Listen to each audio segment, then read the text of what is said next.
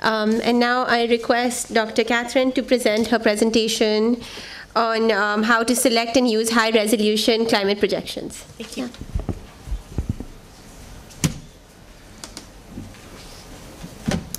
Okay, we're just switching to a Mac here. There we go. So we have had a number of excellent presentations this morning on some of the more technical details of creating high-resolution climate projections. And there are many people here in this room who know a lot about that, who could serve as valuable resources for you as well. This afternoon, we are going to be doing an exercise together to actually generate information. So I'm going to be talking about what type of information this is, but I wanted to set the stage by talking more generally about why are we doing this. Because I don't know about you, but as a scientist, when I start actually working with the data, you can get so involved in the numbers and the values and the data analysis, sometimes we forget why we're doing it. But we're doing this for a very important reason, because this information can be used by real people to make real decisions. And so it is important, I think, to both begin our exercise as well as to end our exercise by reminding ourselves of why we are doing this. What is the big picture? What is the purpose? What is the goal? We don't often think, and when I say we, I mean all of us humans, we don't often think about the fact that our civilization is built on an assumption that even though we can have wet and dry and hot and cold, our assumption is that it all averages out in the end to the same long-term average, and that the historical ranging conditions can predict the future range as well. What type of things are built on this assumption? Well, almost anything. What type of buildings we build, how much energy we need, and what type of energy, whether heating or cooling. Other things like where I live, they care about snow removal, watering plans, and flood risk. But what if this foundational assumption that our civilization is built on, no matter where we live, it is built on the assumption that the climate we have had is a predictor for the future, and that is the way we plan our agriculture, our water, our energy, and our infrastructure. What if that assumption is no longer valid? And even worse, what if the variability is changing too? So this is a picture of where I live. It is very flat. I think it might even be flatter than here. It's so flat, in fact, that you can be driving along these roads, and they're so straight, for example, like this highway here is so straight, that you can be driving down the road, staying not only on the highway, but in your own lane, driving down the road, looking in the rearview mirror. Why? Because where you were 5 minutes ago is a perfect predictor of where you will be 5 minutes from now. But when you are driving up this exact road, you get about an hour north of that city, and there is one big curve in the road. That is literally a photo of that curve. Yes, I did take it while I was driving. Don't tell anyone. On that curve, also you have what's in the background there is a concrete grain silo. What happens if you are driving down the road looking in your rearview mirror? You will not end up where you plan to be. Best case scenario. Worst case scenario, you'll have a bad accident. Planning for the future based on the past is like driving down the road, looking in the rearview mirror. It works great if climate is not changing and the road is straight. But if there is a curve in the road, we have to look ahead. And that is why we're doing what we're doing. Because we are already on the curve. And in some places, you know how sometimes on the side of the road they have what they call, especially in North America, they have a rumble strip where it's like bumps, and then your tire, you know, it hit the bumps and makes noises. We are already hearing those noises. We are hearing those noises in our agriculture sector, in our infrastructure, in our water planning. We can hear that our tire is not in the lane. So that is why we look to the future, because we know that things are changing. And you are more familiar with this than I am, but we know, for example, the report that came out this past year from the Center for Science and Environment right here, they found that annual mean temperature has increased by 1.2 degrees Celsius. 2016 was the second warmest year on record, and we are seeing changes in extreme weather events here in India and around the world. When you talk to people now, no matter where they live, you can ask them, how are things changing in the place where you live? And almost everyone has a story now. Do you have a story? Most people, I think, would have a story. If you don't, look around. I'll tell you one story. My colleague is a biologist, and so as a biologist, he always notices everything. He can tell you exactly what type of ants those are, and he can tell you exactly when the peach tree in his backyard has flowered every year for 30 years. He writes it down. And so his story is that the peach tree in his backyard is flowering now 3 weeks earlier in the year on average than when he planted it 30 years ago. That's his story.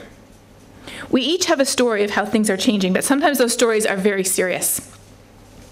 This is a picture from NOAA, the organization that Dave and Ken work for, that shows the heat wave in 2015. And we know that we're seeing headlines, and these headlines are just from this year, headlines on the risk of heat waves. Heat waves impact all of us as humans because we're physical beings. And what was so interesting was, this was an article on the heat wave that was 3 years ago.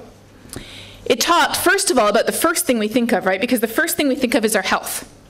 That is the most immediate risk from heat waves. Look at this, though. This is interesting.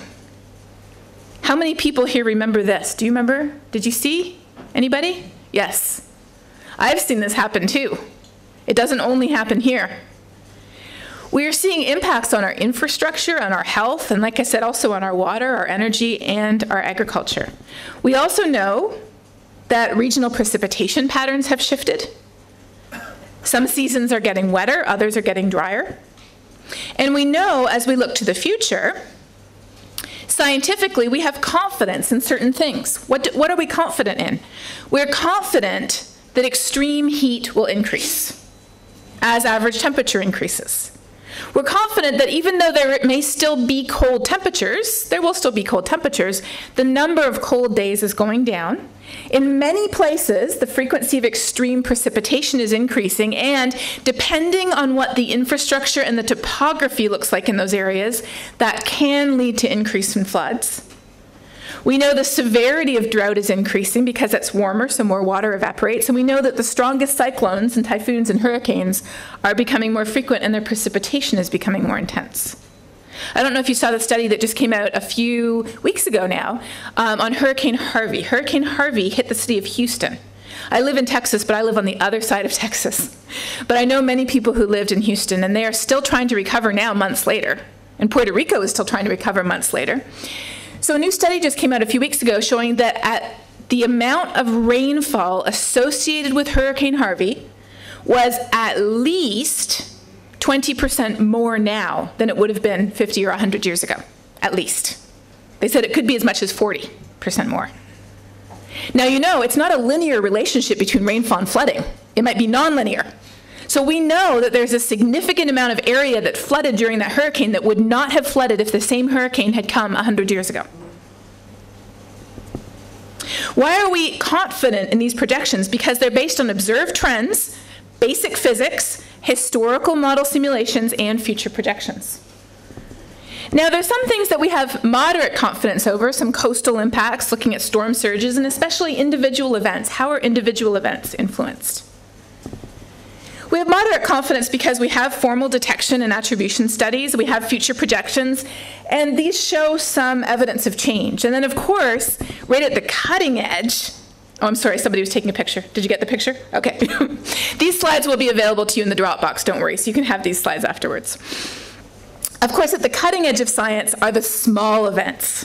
Where I live, they have hurricanes, and they have tornadoes, they have hailstorms, supercell thunderstorms. We know that these are also likely affected, but the jury is still out trying to figure out exactly what. So when we look at extreme weather trends, we know that even though they can have huge impacts, there are some that we have much better observations of, and there are some that we have much better knowledge of the causes of, and then there are some that are over here, especially thunderstorms and tornadoes and hail, where we still need better observations as well as scientific understanding. And of course, many of you are familiar with the SREX report that came out 6 years ago now, but it does a good job of reviewing what we know about climate impacts and extremes. So, how do we prepare for this uncertain future? How do we prepare for the curve in the road? Because not only are we driving down this road and we find out we're on the curve, the road is foggy. We can't see into the future with perfect clarity. We can't, can we? No. So how do we prepare to stay on the highway when there is this big curve and it's foggy? We can do that, first of all, by identifying which impacts we care about. Why would you care about cyclones if you don't live anywhere near the coast? Why would you care about rapid snowmelt in the mountains if you don't live anywhere near the mountains, right? So the first thing to do is identify what type of impacts do we care about in the place where we live. Do we care about drought? Do we care about flood? Do we care about, like I said, rapid snowmelt? And then step 2 is to say, now that we've identified the issues we care about, how do they relate to weather events, and then how is climate change affecting those events? For some purposes, we can simply build resilience to the risks that already exist. Let me give you an example. There is this one place in the United States that is a suburb of Oklahoma City called Moore. Moore has had, I think, at least 3 EF5 tornadoes in the last 20 years. Go right through Moore. Do we know how climate change is affecting tornadoes? Not really. We have a few studies, looks interesting, we can't say for sure. Do we know that there will be tornadoes in the future? Yes. So if you live in Moore, Oklahoma, where you have already had very many major tornadoes, you can just prepare better. For other impacts, we can use the direction of the trend. What do we know is happening? We know it's getting warmer. We know high temperature extremes are increasing. We know heavy precipitation is increasing. We know the direction of the trend, and that's enough. So what I'm saying is, listen very carefully, we don't always need high-resolution climate projections. Sometimes this is enough. Let me give you an example. If you know that your city is going to experience more frequent heat waves, and you want to protect people, one of the most important things that cities can do is put in a heat warning system that tells people, and has a system where you can check on people. So people who might be more vulnerable, you have a system where other people will check on them. Now, what if you knew that heat waves will become 2 times more frequent versus 4 times more frequent? Would your heat warning system change? No, it would probably be the same. So as long as you know the direction of the trend, that's enough. But for some cases, we do need more information. That's true. The future is uncertain, but we know that if we use the past as a guide to the future, we are going to get the wrong answer because we're looking backwards down the road instead of in the forwards. So for example, one study we did looking at heavy precipitation for a little tiny state called Delaware, we looked at how heavy precipitation would change differently across the state. Why does that matter? It matters because they're putting in new pipes to manage the stormwater. What size pipes do you put in? There's a very big cost difference between pipes this big or pipes this big, right? Now, this one is, you wouldn't put that in Delaware, that's for the mountains. But the point is there's a very big difference in the amount of money you would invest in the storm sewer system depending on whether heavy precipitation was going to increase by 10%, by 50%, or by 100%. So that's a case where you do want more information. Another case where people wanted more information was we work with airports. Airports are concerned that the asphalt they use to pave their runways might melt in the future, and if it melts, it would stick to the tires of the airplane, and there could be a very bad accident. So airports were very concerned about at what point will we cross a threshold where we will see days where this could be a problem, because they need to avoid an accident. Airplane accidents don't happen that much, but they're very famous. Do you remember the accident where a small piece of metal fell off an airplane and the Concorde jet went over it? Does anybody remember that? Happened about 15 years ago. It was in Paris. A small piece of metal fell off. One piece of metal was about this big. The Concorde went over it. It ripped its tires. It ended up exploding and blowing up. It was only one accident, you might say. Yes, but it was a famous accident, and because of that, there's no more Concorde. So for that reason, the airport wants to avoid that ever happening, so they want to know exactly when you pass that threshold because they want to replace their surfaces. So what are some best practices in climate assessments? I'm going to go through these 4 steps with you and talk about how we do each one of these. Step number 1, address the range of uncertainty. It's foggy, right? The road is foggy, but we know where some of the boundaries are. Why are future climate projections uncertain? They're uncertain for 4 reasons. The first reason is natural variability, right? Some years it's hot, some years it's cold, some years you have a heat wave, some years you don't. When we look at natural variability, this is showing one location, for example, in the United States. It's showing annual temperature. The black line is the observed, and the colored lines are the models. So often people will look at this and they'll say, oh, the models are garbage.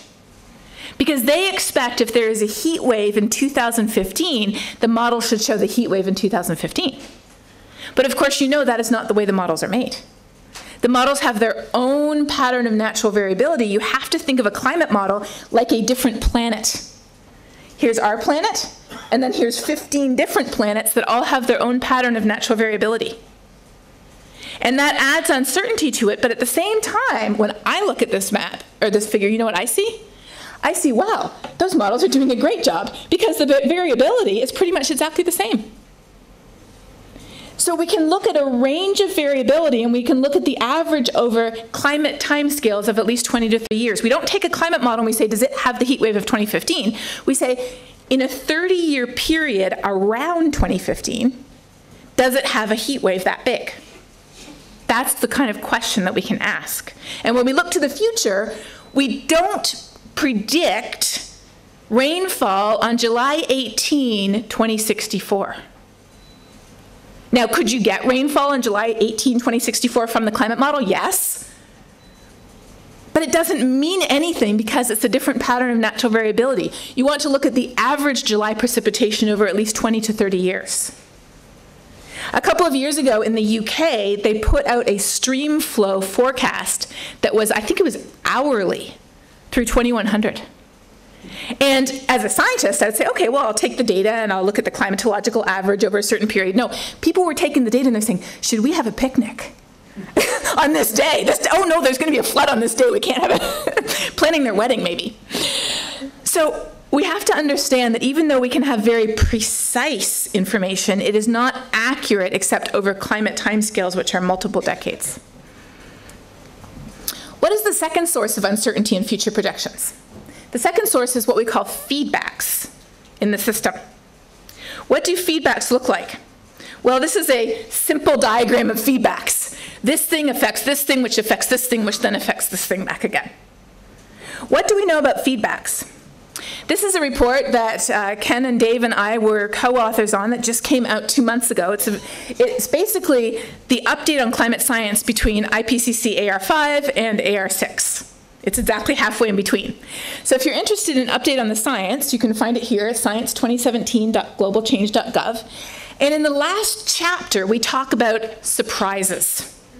And I want to highlight 2 of the key conclusions. The first is that positive feedbacks or self-reinforcing cycles. Now let me stop here for a second, because this is a classic example of what we as scientists do wrong. Imagine that you are talking to your child and you're giving them positive feedback on the work they did. How would they feel? Good, right? Positive feedback is good. Imagine if you're getting positive feedback from your supervisor or your advisor. Good, right? Is positive feedback in the climate system good? No, it's very bad. So when we talk to people who are not climate scientists, calling them self-reinforcing cycles or even vicious cycles. Now, if somebody said, "Ooh, that's a vicious cycle," is that good? No, it immediately communicates that this is something that we're concerned about. So this is something to keep in mind. The words that we use matter. So positive feedbacks or self-reinforcing cycles within the climate system have the potential to accelerate human-induced climate change. So we produce this amount of change, and then the feedbacks make it this amount of change. So that is why when we do these simulations, we tend to use a lot of different climate models that have different sensitivities. For a given location, and this is just showing one location, for example, we could use models that have a lower sensitivity, less positive feedbacks. We use models that have medium sensitivity. And we can use models that have higher sensitivity. Together, this covers a range of uncertainty. Do I know which model is best? No. I mean, there's some models that do better at the monsoon and others that do worse. But the ones that do good at one thing might not do so well at something else. But if we use a range, then we can look at that range. So we have natural variability. We have the sensitivity of the climate system to this experiment that we're conducting with it that has never been done before. And then we have our limits to our scientific knowledge, right?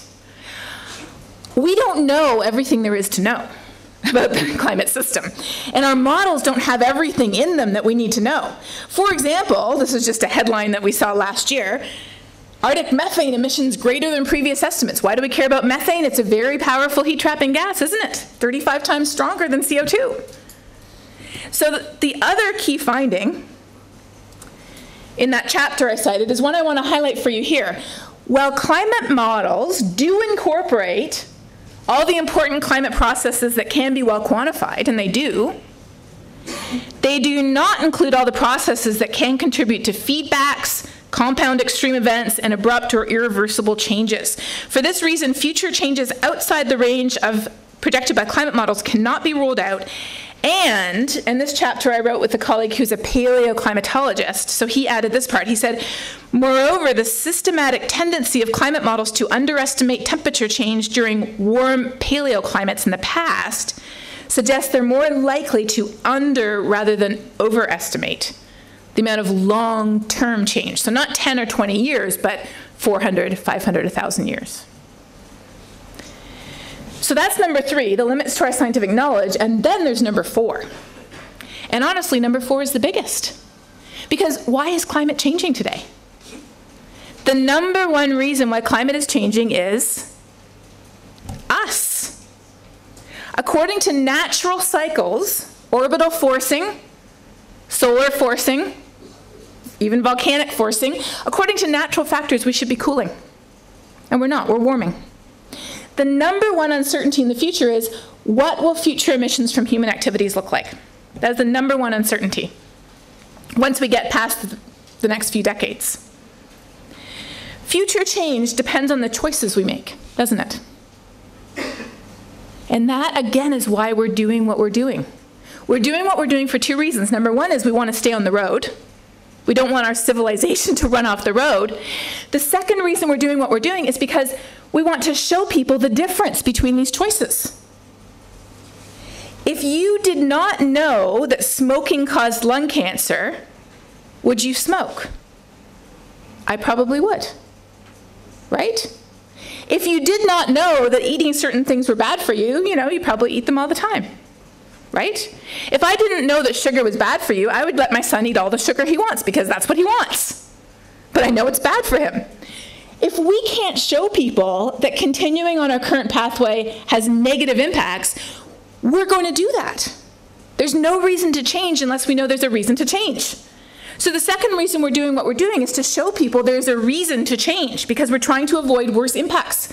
It's like when we show people images, figures, plots, data of what the city where we live looks like under a higher scenario, and that's what you're going to do this afternoon. It's like showing people a picture of a pair of lungs after the person has been smoking for 30 years. There's no reason to change unless you know that there's going to be negative impacts. So how do we cope with this? We use multiple scenarios, and then by adding multiple climate models, We also look at the range and uncertainty due to scientific modeling as well. So this is the difference between the scenarios, and this is the difference between the models. And some of you may be familiar with the work of Ed Hawkins. He's done some really interesting work showing that how, as we go into the future, the sources of uncertainty, the most important sources, change. So short-term natural variability is very important, and scientific uncertainty. But for temperature, the further we go out, the greater the human factor becomes. And I've asked Ed, he hasn't done this yet, but I've asked him if he could redo precipitation for extreme precipitation. Because I think, my guess is that if you did extreme precipitation, it would look more like global temperature because of the strong relationship between temperature and extremes. So we've talked about the first one, address the likelihood and range of uncertainties. Now let's talk a little bit about the second one. How do we translate the climate information into relevant impact information? I'm not going to talk too much about this because a lot of presentations already have done this, but let's just review, how do we do this translation?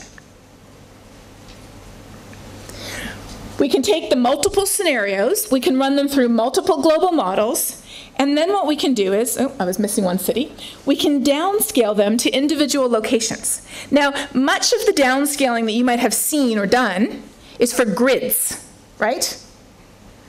Grids are important because we can use them as input to water models, we can use them as input to agriculture models, and we can make very pretty maps.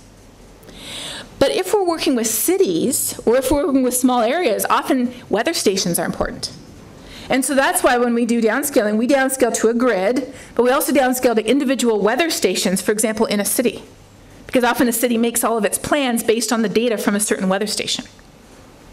So this is where downscaling comes in. You have the scenarios, you have the models, and then you want to do the downscaling. And as Ken discussed already, there's multiple ways to get this information. You can get it from regional climate modeling, you can get it from empirical statistical modeling.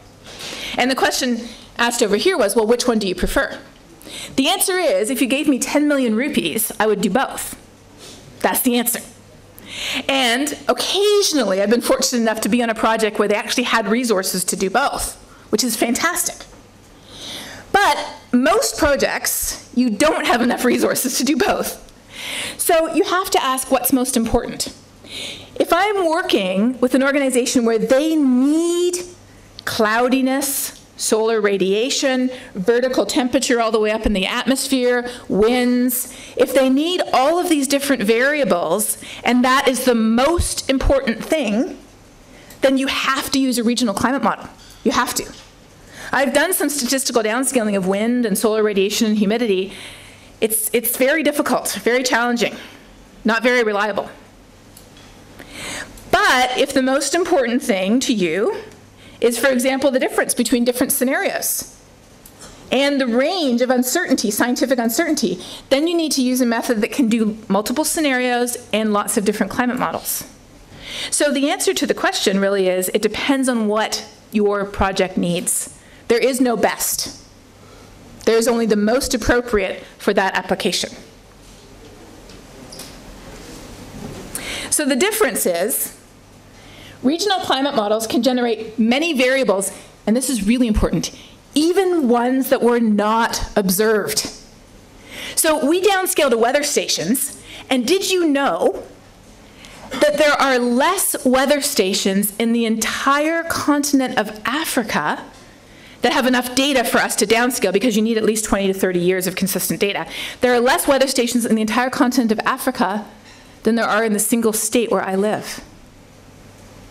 So what if you need to produce high-resolution climate projections for a country that has one weather station?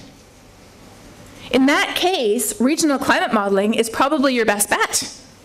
You can also downscale to reanalysis data. Sometimes people do that as well, and increasingly satellite data. So you can use it in places where observations don't exist, but it is computationally expensive, and you will often have to do bias correction of the output because there will still be some bias in the output. Statistical models can only generate variables that have already been observed, so you have to have observations first.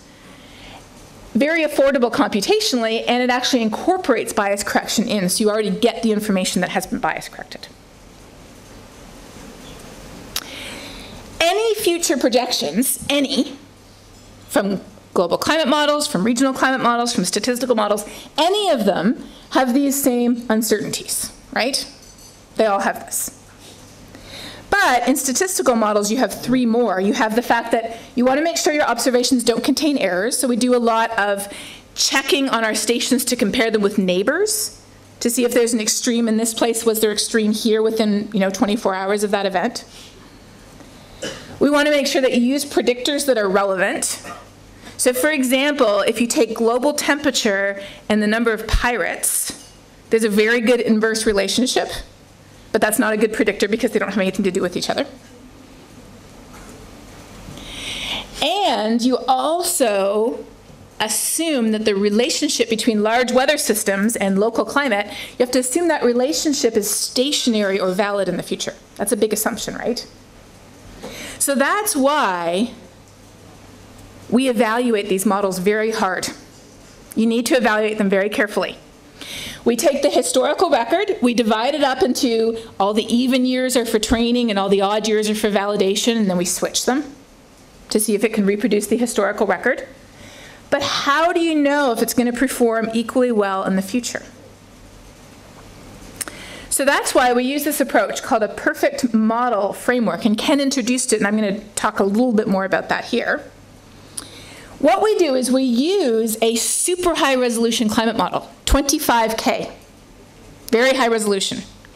We use that as observations for the future. And then what we do is we downscale the coarse model for the same period and we compare them. So in other words, you have observations generated by a very high resolution model, and then, I'll show you the pictures here, okay. So you have future observations, so to speak, and then you have the coarse model, and you downscale with a statistical model and the coarse projections, and then you look at the difference between the two. Does that make sense? Okay, I see a few nods. All right, what are we trying to do? We are not trying to measure how well the observations fit the statistical model, because that would lead to overfitting. We're not trying to do that. We're trying to see is this relationship valid in the future? And so I'm just going to show you some sample results for two of the downscaling methods that we use.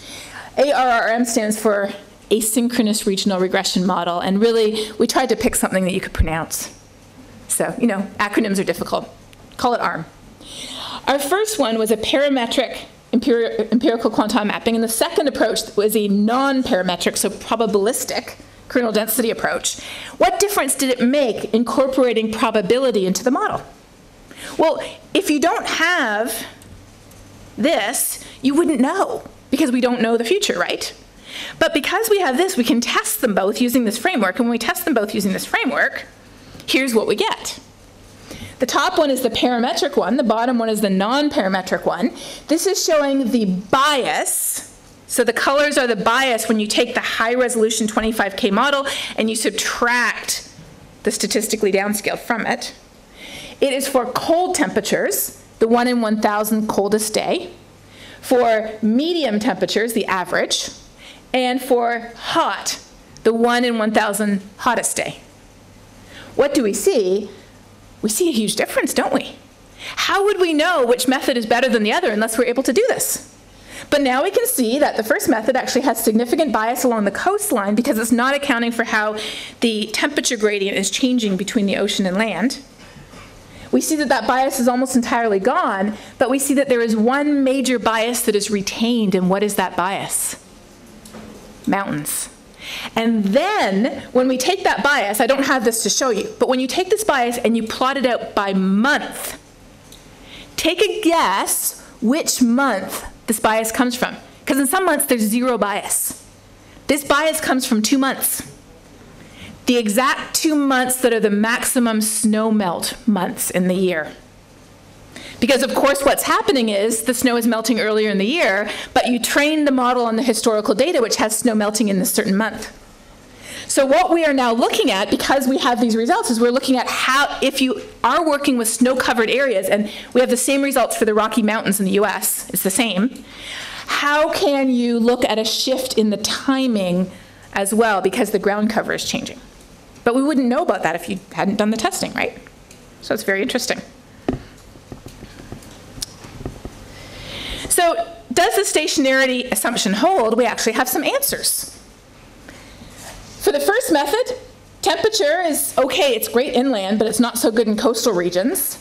Precipitation is reasonable up until the 99th percentile, and we have precipitation here actually. So this is precipitation, and you can see that as you go forward into more and more and more heavy precipitation, the bias increases, but even at 99.9. So 99.9 is the wettest day out of 1,000 wet days. But of course, not every day is wet. So it's really like the wettest day in like 6 or 7 years. Even there, you have bias, but if you look at the colors, the bias is positive and negative. In other words, it's salt and pepper, which means it's variability. It's not a systematic bias in one direction. That's important. Okay, so if you want to know more about statistical downscaling, this is a report that I wrote with Rao Kotamarthi, who some of you might know from Argonne National Lab.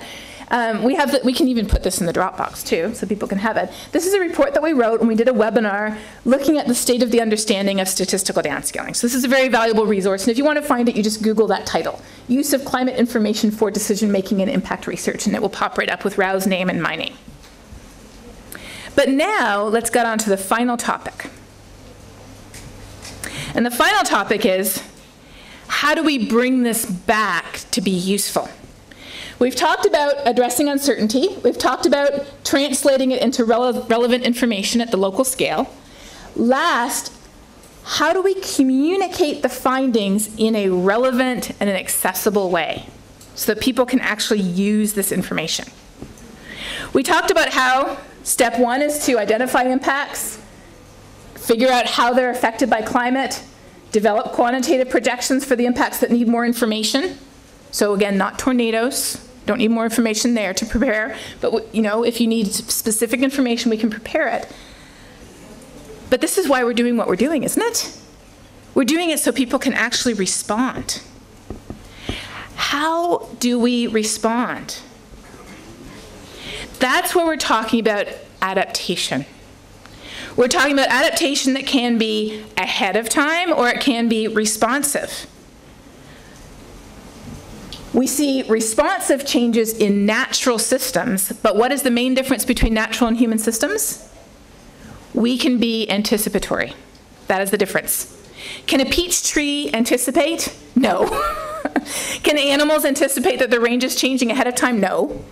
But we can anticipate, and that is the biggest advantage that we have. We can anticipate.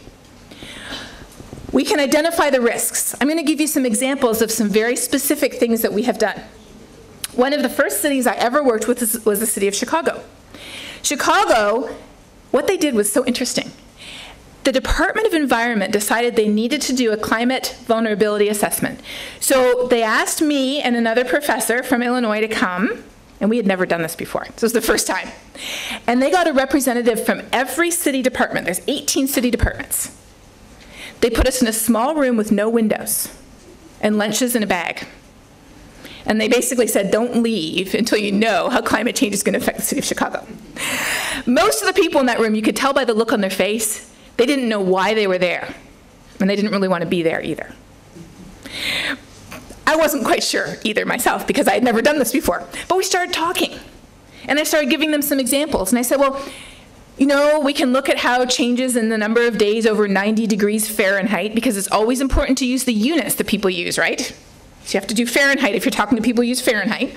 So we could talk about how days over 90 degrees Fahrenheit change. And so somebody who worked for the Chicago Transit Authority that does the trains and the buses, they said, oh, could you calculate how changes in days over 92? I said, yes, we could do 92. And I said, why? And they said, because the rail lines of our trains, they start to bend and warp over 92 degrees. So we have to shut down the trains, and it's very expensive. We even have trains that have water systems that spray water to try to keep the tracks cool. But if we knew that by this 10 or 20 year period, we would have this many days over 92, we could proactively replace the rails. I said, yeah, we could do that. Then the Department of Emergency Response, so police, fire, those people, paramedics, the Department of Emergency Response said, oh, can you do 94? And we said, yeah, we can do 94. Why? They said, well, we actually staff by the thermometer. The south side of Chicago does not have a lot of green areas. It gets very hot, and when it gets very hot, you know what happens? People's tempers flare. We have a lot of crime, we have a lot of violence, we have a lot of health emergencies because people can't afford air conditioning, and they're also afraid to open their window at night because of crime. And so if we know how much that's going to change, we could proactively start to maybe put in green spaces, put in cooling centers, do things that would help people. Then the Chicago River Authority said, well, could you do, flood days where we have more than 2.49 inches of rain in 24 hours? So I said, yeah, we could do that. Because we're worried about flooding and about all the sewer refuse going into the water, and it contaminates our beaches. By the time we were finished, 14 of the 18 city departments had identified some type of event that they had been impacted by in the past, and we ended up developing 110 indicators for the city of Chicago. Isn't that amazing? We looked at how often heat waves and electricity brownouts would occur. We looked at how often their storm sewers would flood, and this is a red map of where that's already happened. And then they started to react. They started to put in heat watch warning systems, crime prevention and safety training, changing the dates of outdoor events so it would not be in the middle of the summer when it was most hot and humid, making it earlier or later in the year. Green roofs. They started to put green roofs downtown to cool down the downtown area. They started to put areas along their streams to absorb the water when it floods. We've worked with, I know this is surprising, but we've actually worked with roads that people use for logging, because they pile up all the logs and they wait until the ground freezes before they drive them out. Because when the ground freezes, you can put a much heavier load on the road. But of course, what's happening is the road is freezing later in the year, and it's unfreezing, thawing earlier, and so the season when they can transport, and this is very important in the north, the season when they can transport is becoming a lot shorter. We've looked at dairy production in cows, because if you understand how the cows are sensitive to heat, you can actually look at how the production changes. We've looked at the impacts on transmission of dengue. Not just the disease itself, which takes a certain amount of time to incubate in the mosquito, but also the distribution of the mosquito, because if it's too hot, the mosquito dies before the dengue can incubate. So if it's too hot, it's actually good news for dengue. But in some places, it's getting warm enough for the mosquito to be there, which is bad. The bottom line is that disaster risk is not only due to weather and climate, is it? It's due to exposure, how many people are exposed, and how vulnerable they are. If you have a heat wave in the middle of the Sahara Desert, is it a huge disaster? For a few people, yes. For most people, no. If you have a heat wave in Delhi, is it a huge disaster? Yes, because of the exposure. So because disaster risk is a function of both weather and climate as well as exposure, that is why, there we go. That is why it is so important to work on our vulnerability, to reduce our vulnerability. So let's return one more time in our minds to that road. We're driving down the road. It's foggy, but we see that it's starting to curve, and we hear that our tires are on the rumble strip. Do you slam on the brakes and stop dead in the middle of the highway? Hopefully not. That's not a good suggestion, because what would happen? The person behind you would go right into you. The solution is not to stop. The solution is to build our resilience to the risks we already know exist, right? Are heat waves going away? Are cyclones going away? Are floods going away? No. So we can build our resilience to the risks we already know exist. Then we can increase our resilience to the ones that we know are getting stronger or more frequent. We can incorporate quantitative projections into preparing for the ones that we know will become more intense. And the bottom line is, I think we can move forward into the future, can't we? We have to. We have no other choice. We can move forward into the future, but we can do so keeping our eyes not on the rearview mirror, but looking up ahead to see what is happening, so that as those things happen, we are going to be prepared. This is a picture of that same curve, and our goal is to plan for that curve to ensure a safe future for us all. Thank you.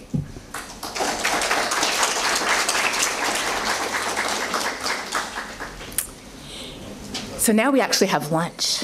But let me ask you, does anybody have one or two burning questions? Because we're going to do the climate exercise after lunch, so we'll have lots of time to talk, but any burning question right now? Yeah. Yes, one burning question. Between the exotropics and the tropics, how do you foresee the climate change? Are they the same? No. How climate is changing and what type of impact that will have is extremely regional. Of course, with the tropics, we see the tropics expanding. We see the subtropical regions moving north. But the actual impacts depend not only on the climate, but also on the vulnerability and exposure. So if you have a change at the same latitude and longitude, but you have nobody there versus a big city, of course the impacts are also different. So not only are the changes in climate also regional, the impact they have is regional too. Yeah.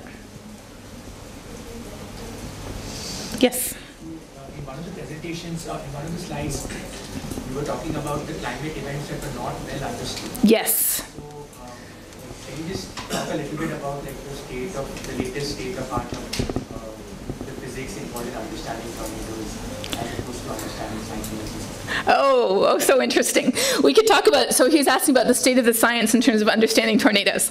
So I will talk about it very briefly.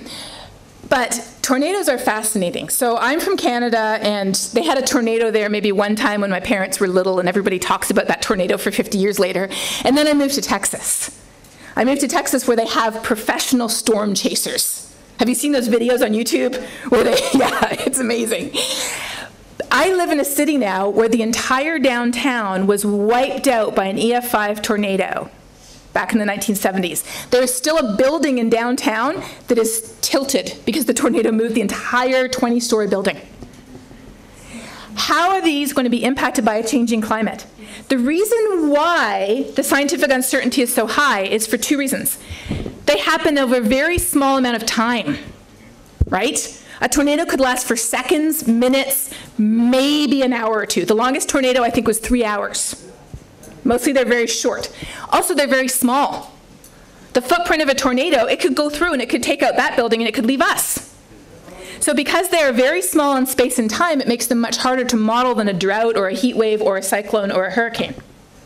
But what we do see is we see two things. Number one is Tornado Alley. So there's this area in the US called Tornado Alley. It's shifting. It is shifting east and north. You know, we haven't had a tornado where I live. We haven't even had a warning. I think the entire time I've been there, maybe we had one warning in 10 years. If you look at Tornado Alley, it is shifting in geography, north and east. And the second thing that we see, there's a few studies that say this, is that the multi-tornado outbreaks are becoming more frequent, which makes sense because there's more energy available in the atmosphere the warmer it gets. So they're seeing more frequent multi-tornado outbreaks. But the jury is still out on that. And so that's one of the areas that's so fascinating. That's why we do science, isn't it? So, thank you.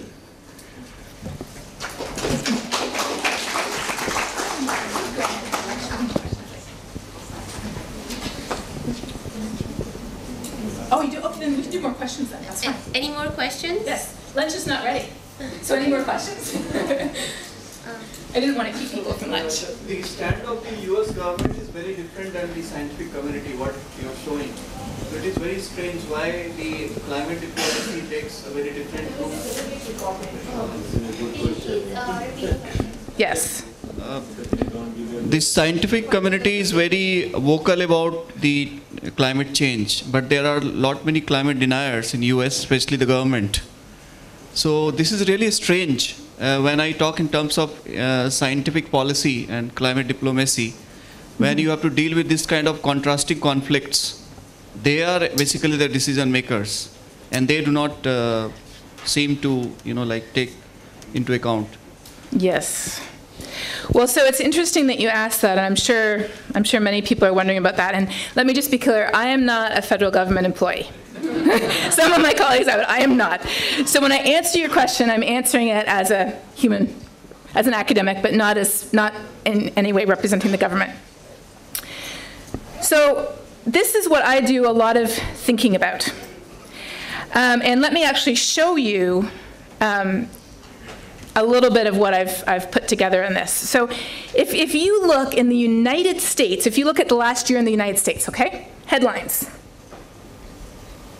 3 months after Maria, half of Puerto Rico still no power. Coral reefs are bleaching more frequently, warmest year on record, crazy wildfires. When the Prime Minister of Dominica spoke before the United Nations a few months ago, he said to deny climate change is to deny a truth we have just lived. So you think to yourself, well, surely, if people just knew the facts, they would change their minds, right?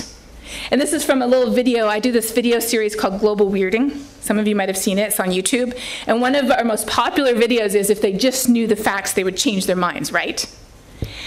But what we're doing is we're assuming, if that's the case, we're assuming that people are blank slates, and if we just tell them the right information, they will write the right information on their mind. People are not deciding whether climate change is real based on the information they have. In fact, this is a fascinating figure by a social scientist called Larry Hamilton. He asked people, do you think climate change is happening now caused mainly by human activities? And this is a US survey only. And then he plotted their results by what? Can you see what's on the left, on the bottom axis? By level of education. And what he found is that the more educated people were, the more different they were. So it is not level of education that determines what people think. There is one major predictor of what people think about climate change in the United States, and that one major predictor is where they fall on the political spectrum. Because it is an identity issue. People have been told, I cannot be the person who I am and say that climate change is real because the person who I am is not that type of person. So it is an identity issue. And for that reason, if we just argue data and facts with people, rather than, and I think I actually have a figure for this, if we argue data and facts with people, rather than helping with the problem, there we go, rather than helping with the problem, it can actually be counterproductive. It can actually harden it because people think you're attacking their identity. So how do you talk about it? If arguing over facts makes it worse, how do you talk about it? I have conversations like this every week, sometimes multiple times a week. And how I talk about it is, I think I actually have a slide here. This is the good thing about using your own computer. The first thing I do is I don't start with the science. I start by talking about something that we have in common. So let me give you an example. I was asked to speak at our local Rotary Club. And the Rotary Club in West Texas is all very conservative business people who probably don't think climate change is real. And I could tell when I walked in, they were looking at me like, who invited her? And looking around to see if they could see who invited her. But as I was walking in, what I saw was, I think, there we go, looking at values, there. I saw this banner. And if you are a Rotarian, you're familiar with the four-way test. Is it the truth? Is it fair? Will it build goodwill? Will it be beneficial? And I saw this banner. I thought to myself, well, this is climate change. Is it the truth? Yes. Is it fair? No. Not at all. Would it build goodwill and better friendships to address it, to fix it? Yes, it would. Would it be beneficial? Yes. So I took my presentation, and during lunch, I reorganized my presentation around the four-way test. And I gave the four-way test on climate change. And at the end of it, I still remember this one businessman, a local bank owner, came up to me, and he had this look on his face, completely bemused. He said, well, I never really thought climate change was real, but it passed the four-way test. So clearly it has to be real. How did that work? It worked because I put it in his value system. Then I did some explaining after, but then the last thing is you have to talk about how we can fix this, because if you're told that there's a big problem but there's nothing you can do about it, how do you feel? What if you were told there's a big problem, everybody's going to die, there's an asteroid that's going to hit the Earth, you can't do anything about it? How do you feel? Discouraged, despairing, anxious, or just you disassociate, you just put it away, you don't think about it. We have to offer people solutions, and that's why it's so important to be so practical with the information that we generate. And this afternoon, You're going to be generating climate projections. You're going to be developing indicators for a city that you choose. And the last thing you're going to be doing is you're going to be actually making a PowerPoint presentation that you could share with other people, where I'm going to encourage you to think of your own solutions and add those as well. Can I ask one? Oh, sure. And then is lunch ready after that? Yes, lunch is ready after that. Okay. Can you use the mic so we can record Oh, the yes. question? You talked about uncertainty in the projections, even in the GCMs, you know, Yes. Oh, yes. and the various factors contributing to it. What is your comment on, you know, how the uncertainty changes across different methods, like, you know, using RCM versus using statistical downscaling? Yes. So the answer, how does the uncertainty change depending on what type of downscaling you're using? One of the most important things to recognize that we have learned through our perfect model method that I shared with you earlier, this method here that gives us these results, one of the most important things we've learned is that when you use different statistical downscaling methods, they give you a range, but the range is not uncertainty. The number one cause for that range is error. Because if you're using a method that is too simple to look at extremes, it will not be correct. So that's why it's important to understand not just how it performs, but also is it appropriate to be used. And the same for a regional climate model. They've done some very interesting studies on global climate models. Actually, one of my old friends in graduate school, I think, did the first study. They looked at global climate models, and they looked at regional performance of global climate models. And you know what they found? They found that the European models performed very well over the North Atlantic. The US model that was located on the east part of the country did best in the Atlantic, and the ones that were located in Colorado did better over the Pacific. The Australian, of course, does very well in the Pacific. Now, this has been improving over time, but when they first started looking at this, why was that? It's because you care the most about it, so you invest the most in the model at that point, right? So that's why there is uncertainty, but we also have to remember there's also error, because, for example, in the Arctic, there's still a few models that don't include some of the processes responsible for sea ice. And so if you're doing sea ice in the Arctic, you don't want to use the models if they don't have the processes. Most of the models have the processes necessary now to simulate most of the things we care about here. And so then that gives you the uncertainty range, but we also have to be careful we don't confuse it with error. So with the regional climate model, you can get a regional climate model, WRF, you can just get it, you can use it anywhere. But you have to be careful that it doesn't do something in that place that is incorrect. And so that's why the evaluation is important, as well as covering the range of uncertainty.